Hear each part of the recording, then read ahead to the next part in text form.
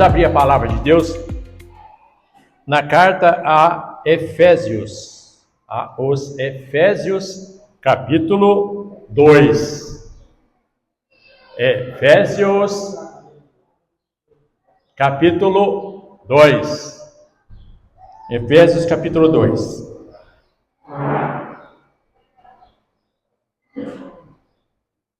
Efésios, capítulo 2. Então vamos lá. Amém?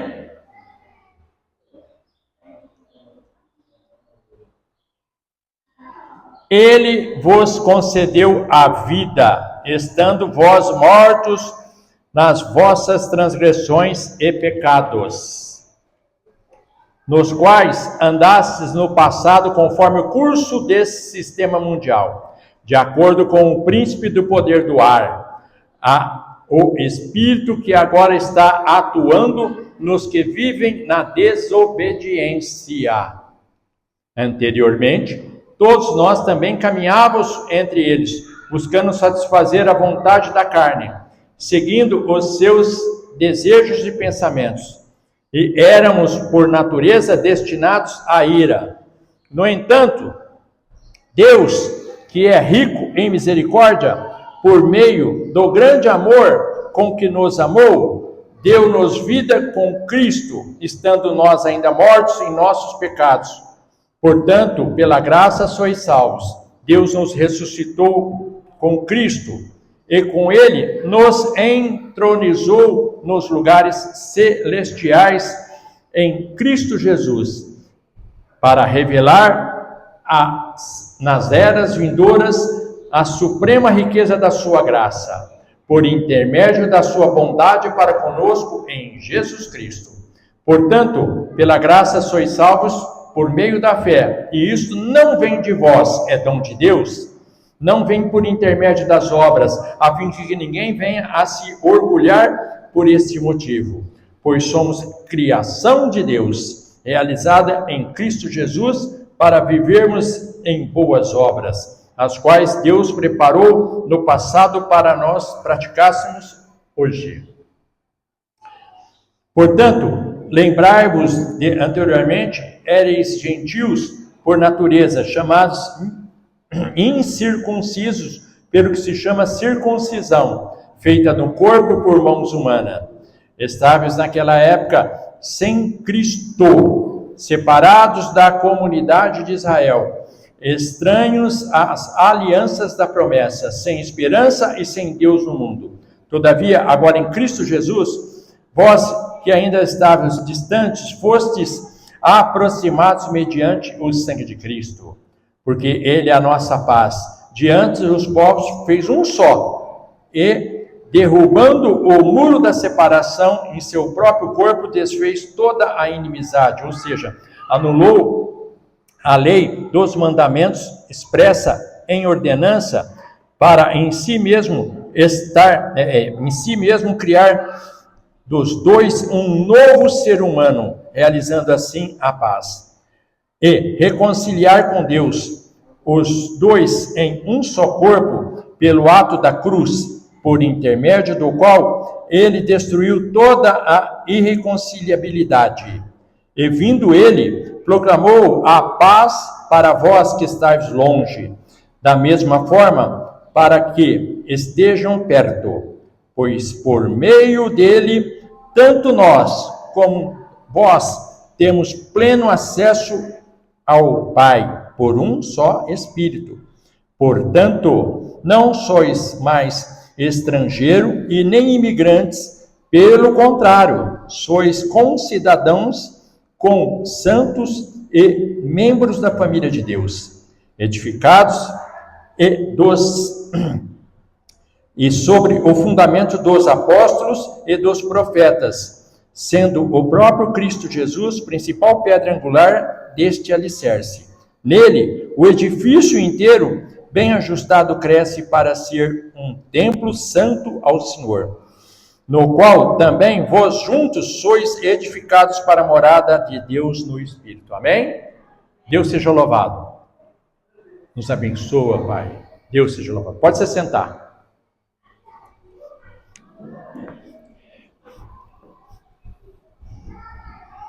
O que nós entendemos de tudo isso? É muito complicado hoje nós entendermos o recado cristão. Eu vou explicar por quê. A divisão que existe entre o bem e o mal, o certo e o errado, a vida e a morte, chama-se cruz. E quando nós falamos em cruz, nós temos dentro de nós algo muito forte que recusa. Porque a cruz é maldição, é morte, é sofrimento, é dor, tudo aquilo que nos impulsiona a ficar distante. Então eu prefiro continuar com a minha vida cotidiana, na qual eu me habituei tanto, que eu acho que essa vida é a certa. Mas todos nós fomos destituídos da glória de Deus. No livro de Romanos 3, 23 fala isso. Então, essa vida que nós levamos sem passar pela cruz, ela foi destituída. Ela não existe. Então, é uma vida ilusória. Nós criamos uma ilusão que nós vivemos. Mas cada vez que nós criamos essa ilusão, nós estamos morrendo.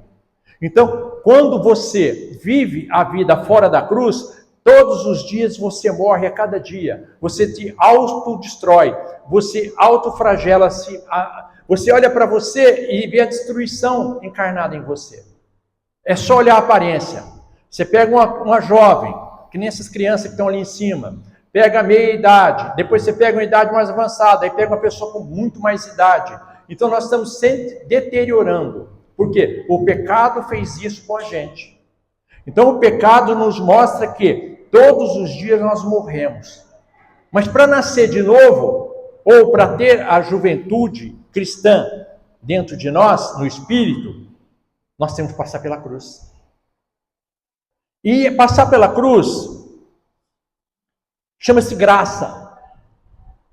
A graça, você só recebe a graça se você passar pela cruz. Não tem como você não passar pela cruz e querer receber a graça. Não existe isso. Enquanto nós estamos no mundo, nós somos doutrinados pelo inimigo. Inconsciente, não é nem consciente às vezes.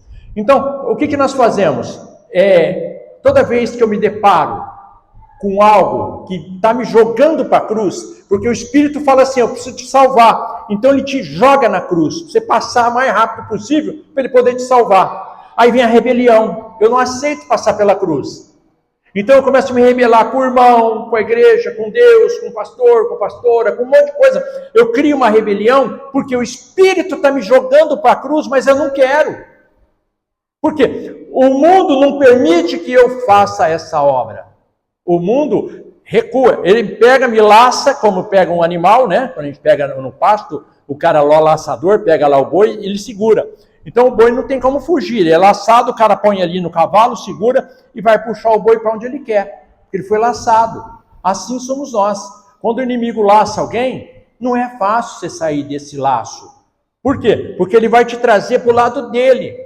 Então, o que você olha? Você olha para a cruz e vê assim, dor, sofrimento, olha, eu olho para a cruz e eu vejo Jesus, a coroa de espinhos, sangrando, tudo arrebentado, só apanhou. Por que eu vou passar pela dor? Eu vou ficar por aqui mesmo.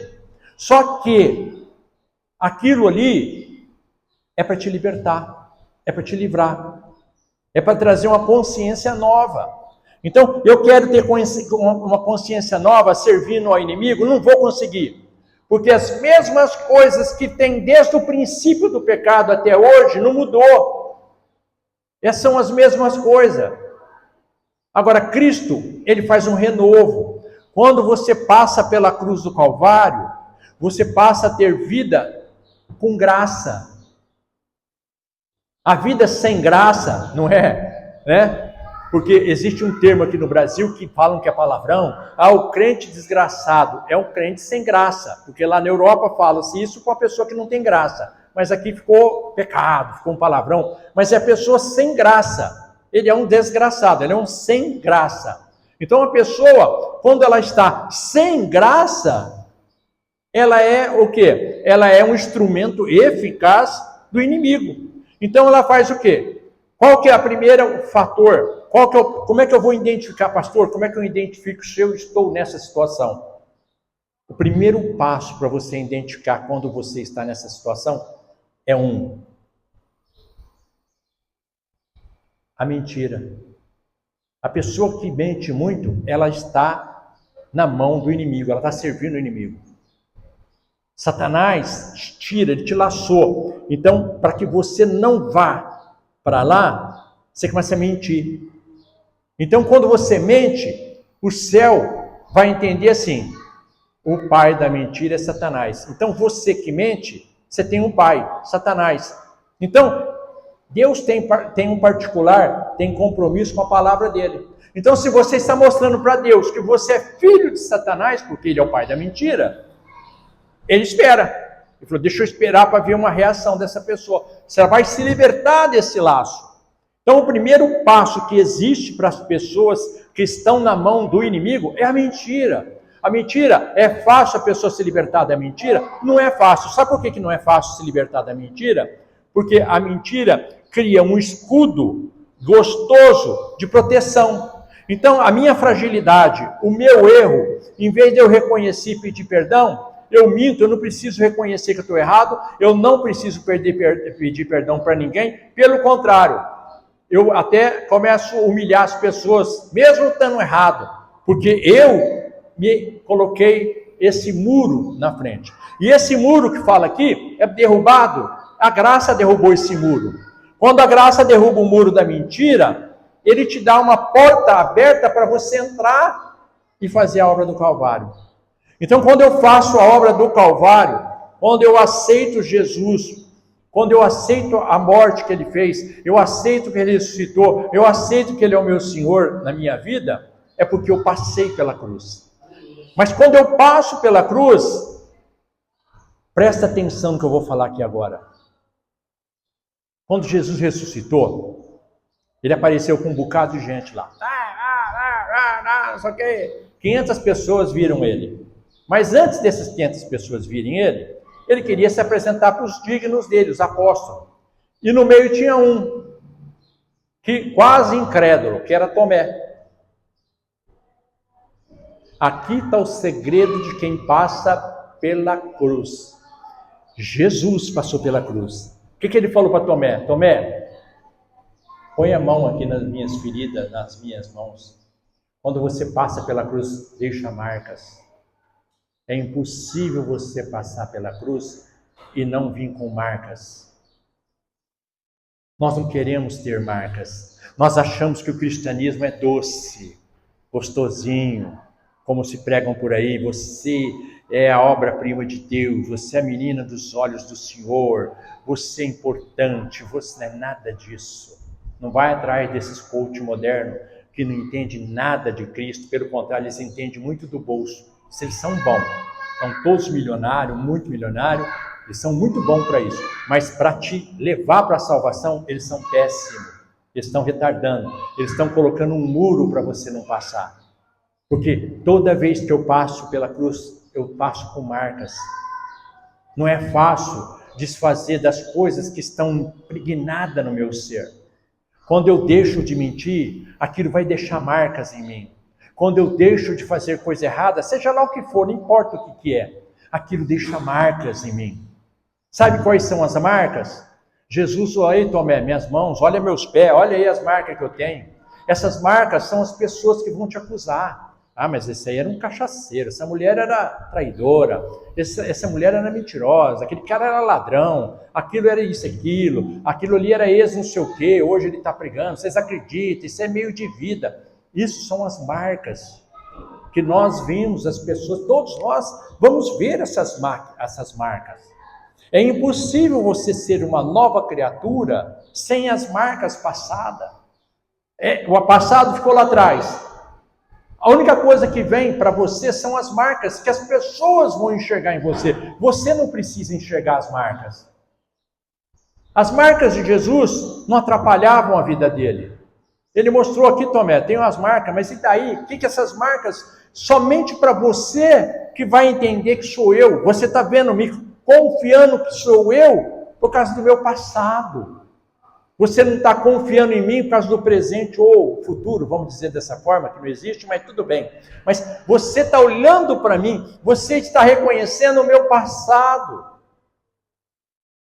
Por isso que ele não tinha sido convertido, aliás, ninguém ele tinha sido convertido. Ficar em Jerusalém, que depois até vocês serem revestidos do alto. Por isso que eles não estavam revestidos ainda. Então eles não estavam verdadeiramente convertidos.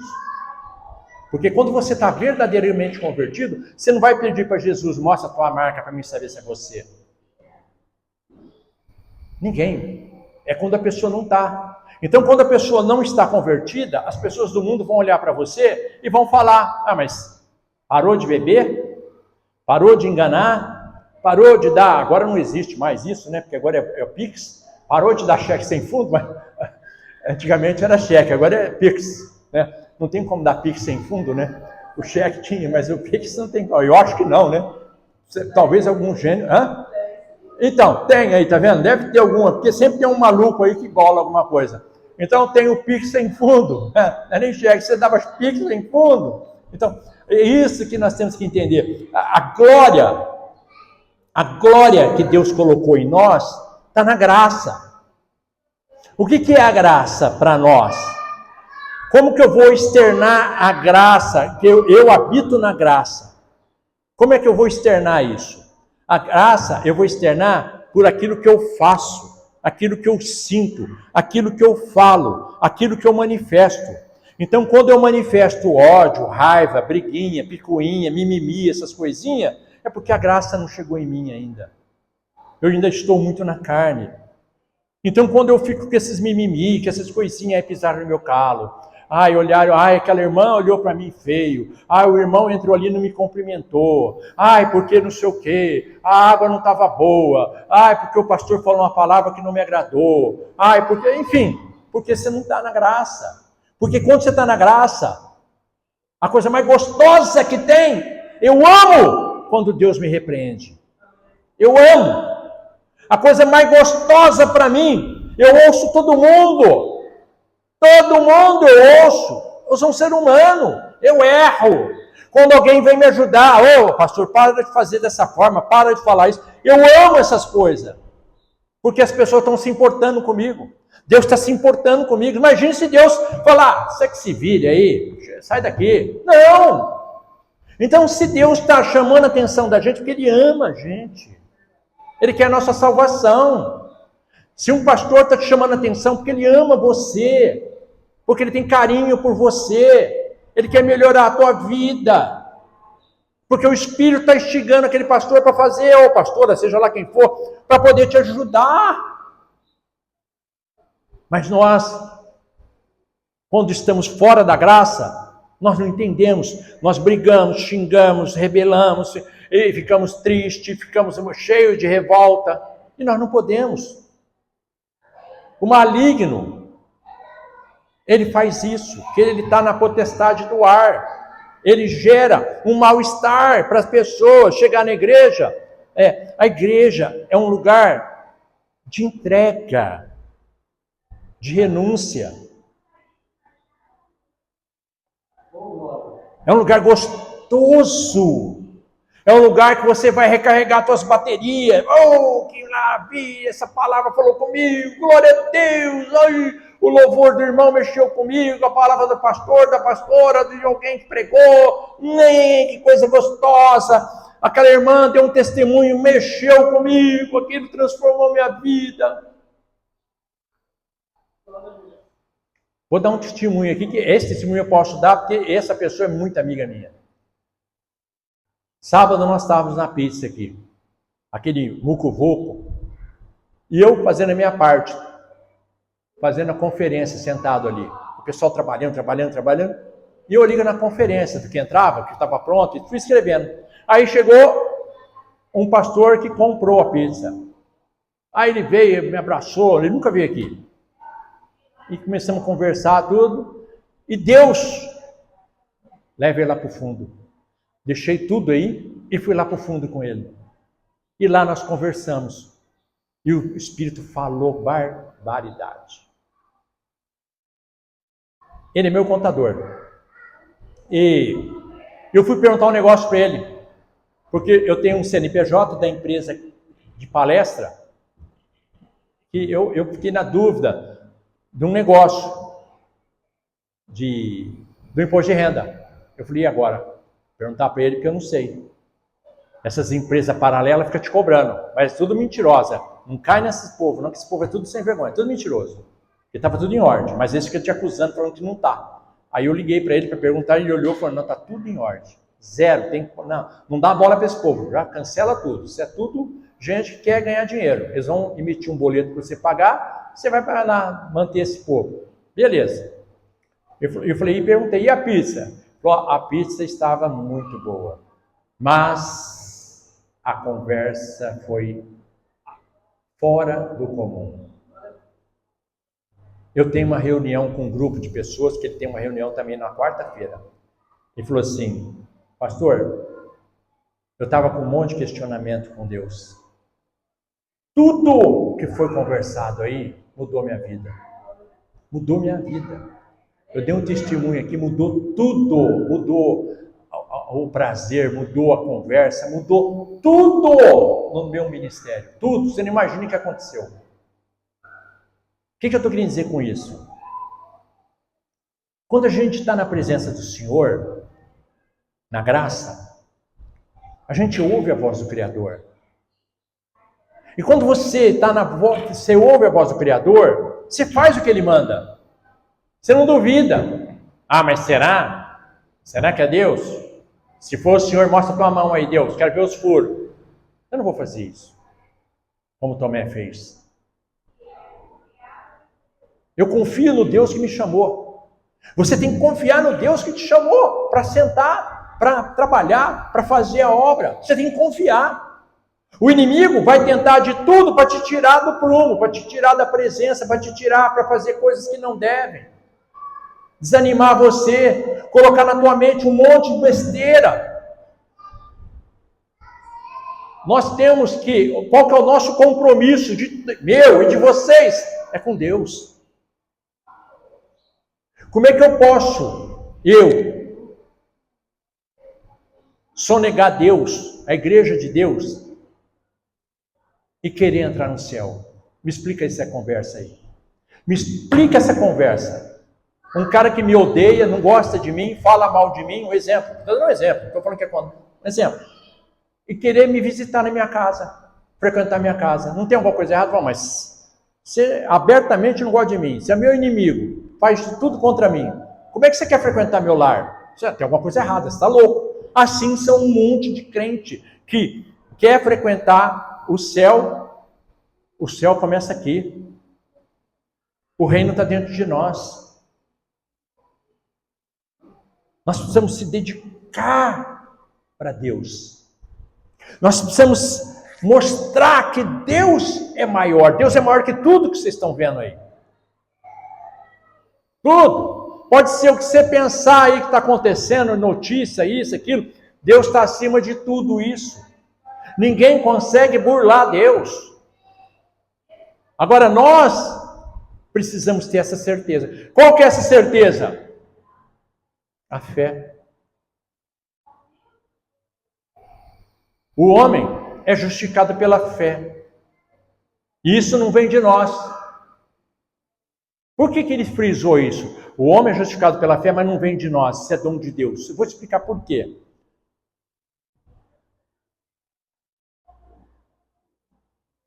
Tem um monte de pessoas, até pessoas ruins, pessoas que são bandidos, seja lá o que for. Fala que tem fé. Tem um monte de gente que fala que tem fé, mas vacila quando fala do nome de Deus. Tem um rapaz fazendo na internet uns questionamentos, que eu acho legal, barbaridade. Você acredita em Deus? Você conhece Jesus? E faz aquele monte de pergunta. E perguntaram para uma moça, não sei que cidade que ele está, deve ser alguma cidade grande por causa do movimento. Você acredita em Jesus? Para mim, tanto faz, tanto fez, a moça respondendo. Você acredita na salvação? Olhou assim para ele de cima e embaixo, igual que esse cachorro metido. Eu preciso? Olha que ponto que chegou o ser humano. Sabe? Eu preciso, lógico que eu preciso de salvação. Todos nós precisamos de salvação. Todos nós precisamos de salvação. A salvação não depende da medicina. Houve um acidente.